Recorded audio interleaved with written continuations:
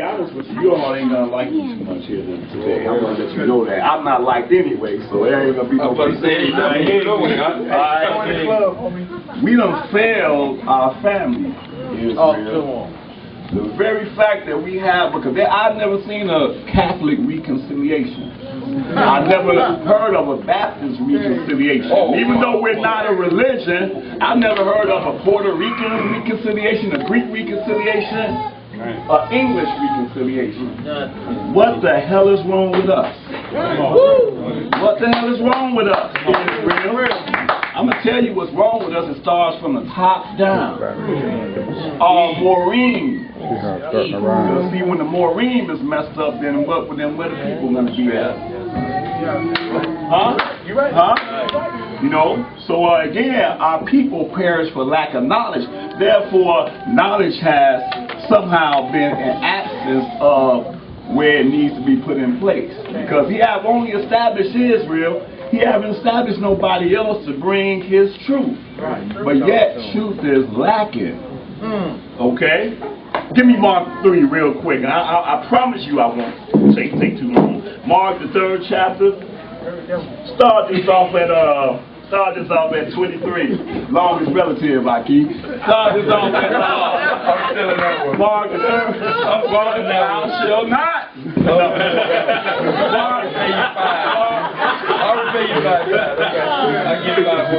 Mark 3rd chapter 23. Let me get that.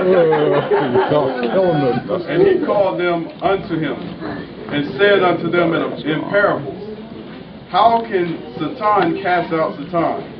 And if a kingdom be divided against itself, that kingdom cannot stand. We done seen that happen. Because we are not a kingdom. We are not even a nation anymore. You know, a nation has its land. A nation has rulership. A nation has currency. And I got dead presidents in my pocket. Yeah, let's go. Think about it. While we still want to bask on something without having a good understanding on. We are a people, we are a commonwealth, we are a house, and we're about to read about this house right here. Go ahead. Read the next verse for me. And if a house be divided against itself, that house cannot stand. Our kingdom did not stand, and now our house isn't standing. Okay? Again, we need to be reconciled. Reconciled ourselves to him. Reconcile ourselves to our family, okay? Absolutely. When you reconcile, there's always going to be a measure of humility and reconciliation. Right. Yeah, brother, I reconcile with you, but you know you was wrong, and I was right. So I always, I'm going to forgive you, but I ain't going to forget. That's it. What if Abba told us that?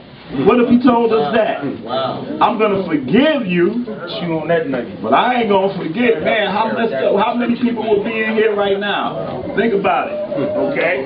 We supposed to be a reflection of him, do we not? All right, do we not? Okay? It says a house divided among itself cannot what?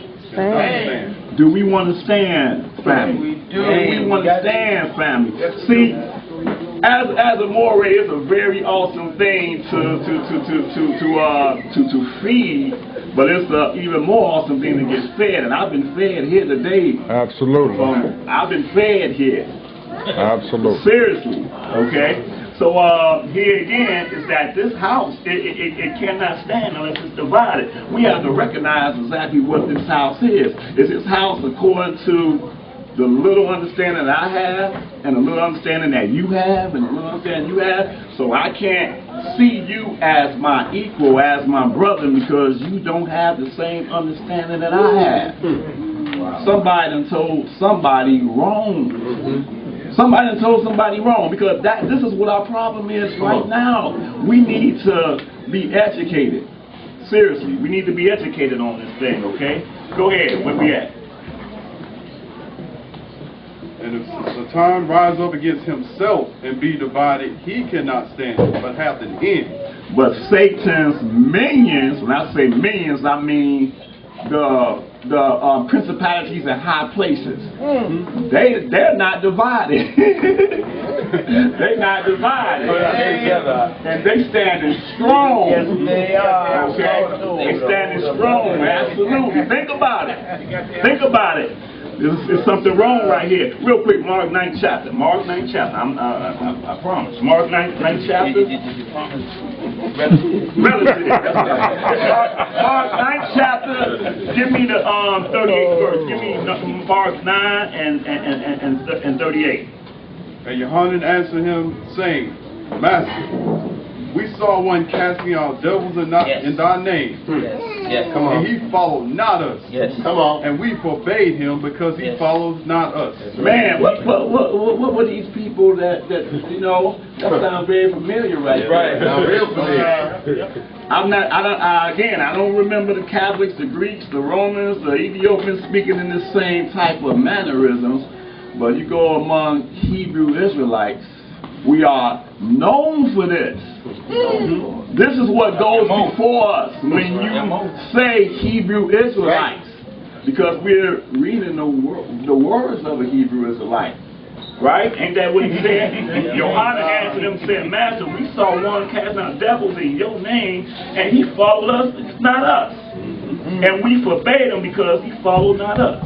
Okay?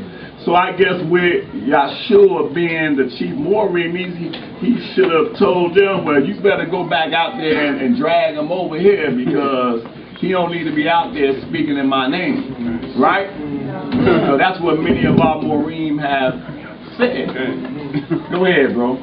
But Yeshua said, forbid him not, for there is no man which shall do a miracle in my name that can lightly speak evil of me. For he that is not against us is on our part. There it is. For he that is not against us, I don't care if you know, man, who that brother is that walked in here. I don't know if he friend or foe. It ain't for you to know that. It's for the Most High to know that. You need to deal with that brother the way that you would want him to deal with you. Okay? In the spirit of peace. Hallelujah. Okay? Real quick. Covenant people or chosen people. Because we wear the context of chosen people on our sleeve, Hebrew Israel. But let me tell you something. You can't be a chosen people unless you are a covenant people. Y'all understand the difference between the two. Okay? What does it mean to be a covenant people? It actually means two things, but I want to deal with the first aspect of covenant people. What does that mean? We are the covenant people. What does that mean? A lot of people believe that it means that we are the people that the Father made a covenant with. Right? Well, guess what? The Father made a covenant with Abraham. He was a pretty old dude, 100 years old. His wife, 90 years old. They was a little bit younger than that when he made the covenant, but when the covenant seed was born, that's how old they was.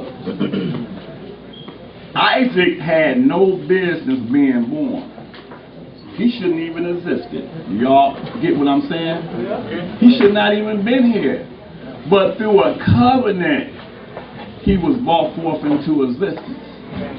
Of whom Yaakov, whose name was changed to Israel, came.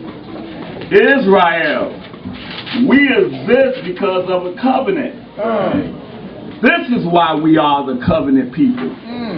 Look around you and look at a people that exist because of a covenant. What other nationality on this earth can lay claim to existing because of a covenant? Puerto Ricans can come together on one accord. Let's go. But they don't have that heritage. I'm sorry, despite what they say up in New York. Ethiopians, Cushites have their heritage, and they celebrate it on a daily basis. Other nationalities do not argue about little things that would cause them to be separated. You understand what I'm saying? But yet, the Father has blessed each and every one of us to be awakened to our heritage, and look what we done with it. Look what we done with it. Think about it. Come on now. We ought to be ashamed of ourselves. Come on now. But we wouldn't be the way we are if we wasn't first taught to be that way by our Maureen, by our leadership. If we can get ourselves together, then we can get this house together. Because this is what he has commanded us to do through the one that he sent for an example, and we read his example just now. Yeshua HaMashiach. All right? So again, we are covenant people, and with just having that heritage will cause us to really reflect and to act according to that heritage, which is the covenant, okay? The covenant that Abba made with Abraham. Real quickly, I'm just going to touch on the one specific term of that covenant that the elder touched on a little bit when he was up here. I just want to illuminate it just a little bit further, okay? Genesis the 18th chapter. Genesis the 18th chapter. Genesis the 18th chapter. Genesis the 18th chapter. One verse here. Genesis the 18th chapter. I got 4 verses to read, all right? Just bear with me. Genesis the 18th chapter and the 18th verse. Genesis 18 and 18. Go ahead. Seeing that Abraham shall surely... Well, I'm sorry. Go 1 verse above that. 17. I'm sorry. 18 and 17. And Yahweh said, shall I hide from Abraham that thing which I do? Seeing that Abraham shall surely become a great and mighty nation, and all the nations of the earth shall be blessed in him. Hey, think about that, because we done probably read that verse a lot of times, but then we consider that. He said that Abraham will become a great and mighty nation, and that's actually translated to the promised nation of Israel. That he will be a great and mighty nation, and that all nations of the earth shall be blessed in him. Guess what? You can't have one without the other. The only way that we will be a great and mighty nation is if we are a blessing to all nations. Think about that. Okay? That promise was passed down to Yaakov. Real quickly, one more Genesis 28th chapter. Chapter 28th chapter. Genesis the 28th chapter. And pick this up at the 13th verse. And behold, Yahweh stood above it and said, I am Yahweh, Elohim of Abraham, thy father, and the Elohim of Isaac. The land whereon thou liest, to thee will I give it, and to thy seed. And thy seed shall be as the dust of the earth, and thou shalt spread abroad to the west, and to the east, and to the north, and to the south, and in thee and in thy seed shall all the families of the earth be blessed. Now, we know that New Testament has said that seed is Messiah, but in the original context of this verse, he tells you who that seed is, because he started off in the 14th verse says, and thy seed shall be as the dust of the earth. So we're talking about a multitude of the seed, okay? And then it ends it by saying, and thy seed shall all the families of the earth be blessed. We were supposed to be a blessing to all the families of the earth, and guess what? We are blessing all the families of the earth, but it's not to our memories full. It's not to our advantage. It's to our detriment. You see how the Father worked that out? The apostles 2,000 years ago, he gave them the power through the Ruach to speak in tongues. But now, we speaking in the tongues of our captors. You know, so we were supposed to have that power and greatness, but now we have it in our weakness. Think about that. Okay? So as I leave you, family, and I want to think that I'm going to leave the city of my birth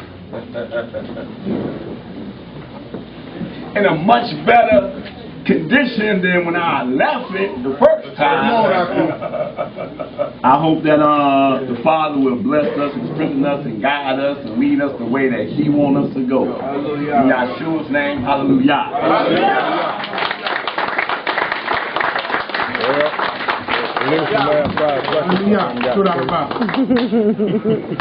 Real quick.